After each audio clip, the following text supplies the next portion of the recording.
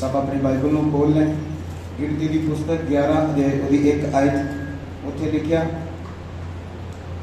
फिर वह लोग बुड़बुड़ाने और यहोवा के सुनते बुरा कहने लगे। तब यहोवा ने सुना और उसका कोप भड़का और यहोवा की आग उनके मध्य में जल उठी और शावनी के एक किनारे से भस्म करने लगी। तब लोग मूसा के पास आकर चिल्लाए और मूसा ने यहोवा से प्रार्थना की। तब वह आग बुझ गई और उस स्थान का नाम तबेरा पड़ा, क्योंकि यहोवा की आग उसमें जल उठी थी। Hallelujah, hallelujah. तो बाइबल ਵਿੱਚ ਲਿਖਿਆ ਜਦੋਂ ਇਜ਼ਰਾਈਲੀਆਂ ਨੂੰ ਮਿਸਰ ਦੇ ਵਿੱਚੋਂ ਪਰਮੇਸ਼ਵਰ ਨੇ ਆਜ਼ਾਦ ਕੀਤਾ ਤੇ ਬਾਈਬਲ 'ਚ ਲਿਖਿਆ ਉਹ ਕੋਈ 20 ਲੱਖ ਦੇ ਕਰੀਬ ਜਿਹੜੀ ਭੀੜ ਸੀਗੀ ਜਿਹੜੀ ਪਰਮੇਸ਼ਵਰ ਨੇ ਆਜ਼ਾਦ ਕੀਤੀ। ਹਾਲੇਲੂਇਆ। ਔਰ ਜਦੋਂ ਇਜ਼ਰਾਈਲੀ ਮਿਸਰ ਦੇ ਵਿੱਚੋਂ ਨਿਕਲ ਕੇ ਆਏ ਔਰ ਬਾਈਬਲ ਕਹਿੰਦੀ ਆ ਕਿ ਉਹ ਰਸਤੇ ਦੇ ਵਿੱਚ ਉਜਾੜ ਦੇ ਵਿੱਚੋਂ ਦੀ ਗਏ, ਕਿਉਂਕਿ ਪਰਮੇਸ਼ਵਰ ਨੇ ਉਹਨਾਂ ਦੇ ਥੋੜੇ ਸਫ਼ਰ ਨੂੰ 40 ਸਾਲਾਂ ਦੇ ਵਿੱਚ ਤਬਦੀਲ ਕਰ ਦਿੱਤਾ, ਬਦਲ ਦਿੱਤਾ, ਕਨਵਰਟ ਕਰ ਦਿੱਤਾ। ਹਾਲੇਲੂਇਆ। लंबा सफर परमेश्वर ने इसलिए किया ताकि वो इजरायलियों को परख सके, समझ सके, ताकि वो जान सके कि उन्होंने दिल दे विच की है। हालेलुया। क्योंकि परमेश्वर जानता है कि इंसान बहुत जल्दी बदल जाता है। हालेलुया।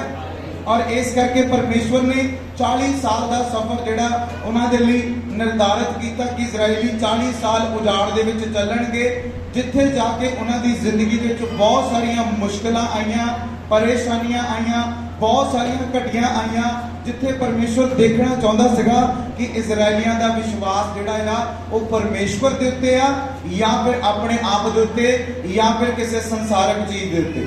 हालेलुया। और बाइबल च लिखिया इजरायली बार बार बुड़बुड़ाउंदे सी, बार बार बुड़बुड़ाउंदे सी। निक्कियां निक्कियां गल्लां दे लई इजरायली परमेश्वर दे अगे की करदे सीगे, बुड़बुड़ाउणा शुरू कर दिंदे सी। हालेलुया। और इस जगह के उत्ते ਜਦੋਂ ਆਪਾਂ ਪੜ੍ਹਦੇ ਹਾਂ ਇੱਥੇ ਲਿਖਿਆ ਕਿ ਇਜ਼ਰਾਈਲੀ ਪਰਮੇਸ਼ਵਰ ਦੇ ਅੱਗੇ ਬੁਰੀਆਂ ਗੱਲਾਂ ਕਰਨ ਲੱਗੇ, ਬੁੜਬੁੜਾਉਣ ਲੱਗੇ ਔਰ ਪਰਮੇਸ਼ਵਰ ਦਾ ਕ੍ਰੋਧ ਜਿਹੜਾ ਉਹ ਇਜ਼ਰਾਈਲੀਆਂ ਦੇ ਉੱਤੇ ਭੜਕਿਆ ਔਰ ਪਰਮੇਸ਼ਵਰ ਨੇ ਅਗਰੀ ਨੂੰ ਭੇਜਿਆ ਔਰ ਇੱਕ ਸ਼ੋਰ ਤੋਂ ਲੈ ਕੇ ਦੂਸਰੇ ਸ਼ੋਰ ਤੱਕ ਅਗਰੀ ਨੇ ਬਹੁਤ ਸਾਰੇ ਲੋਕਾਂ ਨੂੰ ਕੀ ਕਰ ਦਿੱਤਾ, ਭਸਮ ਕਰ ਦਿੱਤਾ। ਹਾਲੇਲੂਇਆ। ਮੈਂ ਤੁਹਾਨੂੰ ਇੱਕ ਗੱਲ ਦੱਸਣਾ ਚਾਹੁੰਦਾ ਕਿ ਸ਼ੈਤਾਨ ਦੀ ਸਭ ਤੋਂ ਵੱਡੀ ਪਲੈਨਿੰਗ ਤੁਹਾਡੀ ਜ਼ਿੰਦਗੀ 'ਚ ਇਹ ਆ कि तुसी बुड़बुड़ाना शुरू करो, बुड़बुड़ाना शुरू करो। जो तुहाडी जिंदगी च कुछ भी बदलता हुआ नजर ना आवे, जो तुहाडी जिंदगी च कुछ भी चेंज होता हुआ नजर ना आवे, क्योंकि वो जानता है कि अगर एक इंसान बुड़बुड़ाउण लग पिया, कुड़बुड़ाउण लग पिया, इहदे जीवन दे अंदर परमेश्वर की योजना कभी भी पूरी नहीं हो सकती। हालेलुया। इजरायलियों ने जदों जदों परमेश्वर दे अगे बुड़बुड़ाया, पढ़ के देखो निर्गमन की पुस्तक, पढ़ के देखो गिनती की किताब, उत्थे जदों जदों इजरायली बुड़बुड़ाए कुड़कुड़ाए परमेश्वर ने अपने क्रोध नूं भड़काया, क्योंकि बाइबल कहती परमेश्वर कुड़कुड़ाउण नूं बिल्कुल भी पसंद नहीं करता।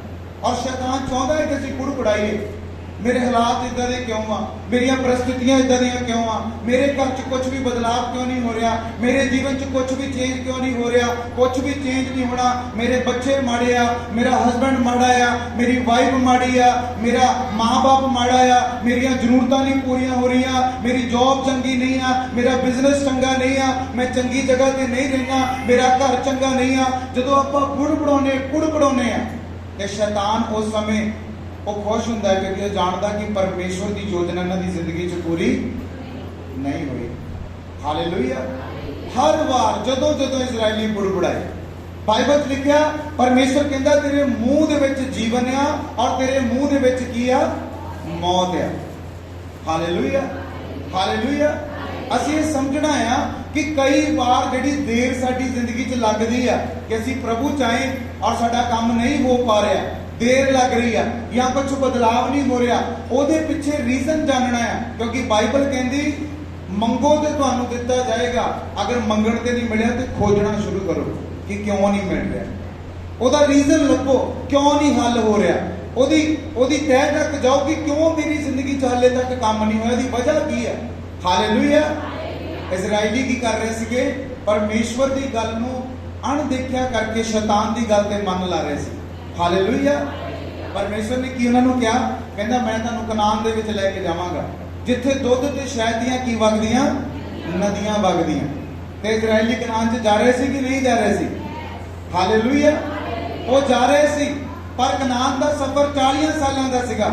ਔਰ ਇਜ਼ਰਾਈਲੀ ਕੀ ਦੇਖ ਰਹੇ ਸੀਗੇ ਕਿ ਸਾਡੀ ਜ਼ਿੰਦਗੀ 'ਚ ਕੁਝ ਨਹੀਂ ਹੋ ਰਿਹਾ, ਕਨਾਨ ਤਾਂ ਹਲੇ ਆਇਆ ਹੀ ਨਹੀਂ, ਦੁੱਧ ਤੇ ਸ਼ਹਿਦ ਦੀਆਂ ਨਦੀਆਂ ਕਿੱਥੇ ਆ, ਚੰਗਾ ਖਾਣਾ ਕਿੱਥੇ ਆ, ਚੰਗੇ ਕੱਪੜੇ ਕਿੱਥੇ ਆ। ਪਰਮੇਸ਼ਰ ਨੇ ਸਾਡੇ ਨਾਲ ਧੋਖਾ ਕੀਤਾ, ਪਰਮੇਸ਼ਰ ਸਾਨੂੰ ਕੱਢ ਕੇ ਤੇ ਲੈ ਆਇਆ, ਅਸੀਂ ਤਾਂ ਪਿੱਛੇ ਹੀ ਚੰਗੇ ਸੀ। ਮਿਸਰ ਦੇ ਵਿੱਚ ਉੱਥੇ ਕਬਰਾਂ ਹੈਗੀਆਂ ਸੀ, ਅਗਰ ਉੱਥੇ ਮਰ ਜਾਂਦੇ ਤਾਂ ਸਾਨੂੰ ਦਫਨਾਇਆ ਤਾਂ ਜਾਂਦਾ। ਹਾਲੇਲੂਇਆ। ਇਹ ਯੋਜਨਾ ਹੈ ਸ਼ੈਤਾਨ ਦੀ ਹਮੇਸ਼ਾ, ਕਿ ਤੁਹਾਡਾ ਧਿਆਨ ਜਿਹੜਾ ਆ ਉਸ ਚੀਜ਼ ਤੋਂ ਹਟਾ ਕੇ ਉੱਥੇ ਲਾਇਆ ਜਾਏ ਜੋ ਹਲੇ ਤੱਕ ਤੁਹਾਡੀ ਜ਼ਿੰਦਗੀ 'ਚ ਨਹੀਂ ਹੈ। ਹਾਲੇਲੂਇਆ। ਸਮਝ ਰਹੇ ਮੇਰੀ ਗੱਲ ਨੂੰ? ਹੁਣ ਤੁਸੀਂ ਇੱਥੋਂ ਲੁਧਿਆਣੇ ਜਾਣਾ ਆ, ਤੇ ਲੁਧਿਆਣੇ ਦਾ ਸਫ਼ਰ ਜਿਹੜਾ 2 ਘੰਟੇ ਦਾ ਆ। ਤੁਸੀਂ ਜਿੱਦ ਕਰਕੇ ਇਹ ਨਹੀਂ ਕਹਿ ਸਕਦੇ ਕਿ ਨਹੀਂ ਮੈਂ 5 ਮਿੰਟਾਂ 'ਚ ਹੀ ਪਹੁੰਚਣਾ ਹੈ। ਪਹੁੰਚ ਸਕਦੇ ਆ। ਹਾਲੇਲੂਇਆ। ਉਹ 2 ਘੰਟੇ ਲੱਗਣੇ ਹੀ ਲੱਗਣੇ ਆ, ਚਾਹੇ ਤੁਸੀਂ ਰੋ ਕੇ ਕੱਢ ਲਓ, ਖੁਸ਼ ਹੋ ਕੇ ਕੱਢ ਲਓ, ਦੁਖੀ ਹੋ ਕੇ ਕੱਢ ਲਓ, ਆਨੰਦਿਤ ਹੋ ਕੇ ਕੱਢ ਲਓ, ਚਾਹੇ ਤੁਰ ਕੇ ਚਲੇ ਜਾਓ, ਚਾਹੇ ਜਹਾਜ਼ 'ਚ ਚਲੇ ਜਾਓ। ਜਿਹੜਾ ਟਾਈਮ ਉੱਥੇ ਤੱਕ ਪਹੁੰਚਣ ਲਈ ਲੱਗਣਾ ਉਹ ਲੱਗਣਾ ਹੀ ਹੈ। ਪਰ ਕਾਰਨ ਕੀ ਆ ਕਿ ਅਸੀਂ ਉਸ ਟਾਈਮ ਨੂੰ ਕਿੱਦਾਂ ਕੱਟਦੇ ਆ, ਇਹ ਮਾਇਨੇ ਕਰਦਾ ਆ। ਔਰ ਉਹੀ ਟਾਈਮ ਹੁੰਦਾ ਹੈ ਜਿਸ ਟਾਈਮ ਦੇ ਵਿੱਚ ਸ਼ੈਤਾਨ ਸਭ ਤੋਂ ਜ਼ਿਆਦਾ ਕੰਮ ਕਰਦਾ ਤੁਹਾਡੀ ਜ਼ਿੰਦਗੀ 'ਚ। ਹਾਲੇਲੂਇਆ।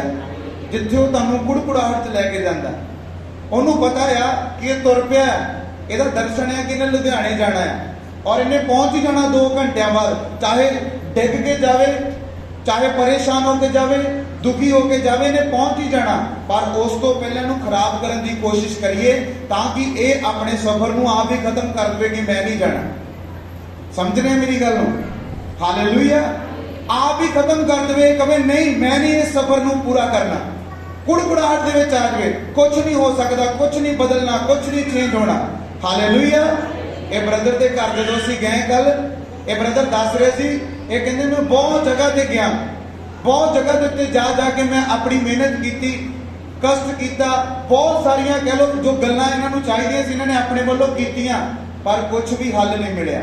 ਪਰ ਜਦੋਂ ਇਹ ਪ੍ਰਭੂ ਦੀ ਉਪਸਥਿਤੀ ਦੇ ਵਿੱਚ ਇਹ ਆਏ ਵਿਸ਼ਵਾਸ ਦੇ ਨਾਲ, ਔਰ ਦੂਸਰੀ ਗੱਲ ਜਦੋਂ ਇਹਨਾਂ ਦਾ ਟਾਈਮ ਆ ਚੁੱਕਿਆ ਸੀ। ਹਾਲੇਲੂਇਆ। ਬਾਈਬਲ ਕਹਿੰਦੀ ਹਰ ਇੱਕ ਚੀਜ਼ ਦਾ ਕੀ ਹੈ? ਟਾਈਮ ਹੈ। ਜਦੋਂ ਟਾਈਮ ਆ ਚੁੱਕਿਆ ਸੀ ਤੇ ਕਿੰਨੇ ਚਿਰ 'ਚ ਪਰਮੇਸ਼ਰ ਨੇ ਆਜ਼ਾਦ ਕੀਤਾ? 1 ਦਿਨ ਦੇ ਵਿੱਚ। ਹਾਲੇਲੂਇਆ। ਤੁਹਾਡੀ ਹਰ ਇੱਕ ਦੀ ਜ਼ਿੰਦਗੀ 'ਚ ਪਰਮੇਸ਼ਰ ਨੇ ਇੱਕ ਟਾਈਮ ਰੱਖਿਆ ਹੈ। ਕਈ ਵਾਰੀ ਪਰਮੇਸ਼ਰ ਤੁਹਾਨੂੰ ਕਿਉਂ ਨਹੀਂ ਆਸ਼ੀਸ਼ ਦਿੰਦਾ? ਕਿਉਂਕਿ ਪਰਮੇਸ਼ਰ ਤੁਹਾਨੂੰ ਅੰਦਰੋਂ ਤਿਆਰ ਕਰਨਾ ਚਾਹੁੰਦਾ ਹੈ। ਹਾਲੇਲੂਇਆ।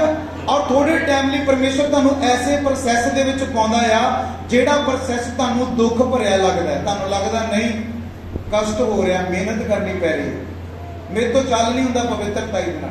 ਥੋੜਾ ਟਾਈਮ ਚੱਲਣ ਦੀ ਲੋੜ ਹੈ। ਇੱਥੇ ਕੀ ਲਿਖਿਆ? ਬਾਈਬਲ 'ਚ ਲਿਖਿਆ ਜਦੋਂ ਇਜ਼ਰਾਈਲੀ ਕੁੜਕੁੜਾਉਣ ਲੱਗੇ, ਉਹਨਾਂ ਨੇ ਪਰਮੇਸ਼ਰ ਦੇ ਸਾਹਮਣੇ ਬੁਰਾ ਬੋਲਿਆ ਆਪਣੀ ਜ਼ੁਬਾਨ ਤੋਂ। ਇੱਕ ਜ਼ੁਬਾਨ ਹੈ ਜਿਹੜੀ ਤੁਹਾਡੀ ਜ਼ਿੰਦਗੀ ਦੇ ਵਿੱਚ ਤੁਹਾਡਾ ਫਿਊਚਰ ਨਿਰਧਾਰਿਤ ਕਰਦੀ ਹੈ। ਤੁਹਾਡੀ ਜੀਭ ਕਿ ਤੁਸੀਂ ਕੀ ਅੰਗੀਕਾਰ ਕਰਦੇ ਹੋ। ਹਾਲੇਲੂਇਆ। ਜਦੋਂ ਸਾਡੇ ਕੋਲ ਕੋਈ ਵੀ ਪ੍ਰਾਰਥਨਾ ਕਰਾਉਣ ਲਈ ਆਉਂਦਾ, ਅਸੀਂ ਕਦੀ ਕਿਸੇ ਨੂੰ ਇਹ ਨਹੀਂ ਕਹਿੰਦੇ ਕਿ ਤੇਰਾ ਕੰਮ ਨਹੀਂ ਹੋ ਸਕਦਾ। ਕਦੀ ਕਿਹਾ ਕਿਸੇ ਨੂੰ? ਬੋਲੋ।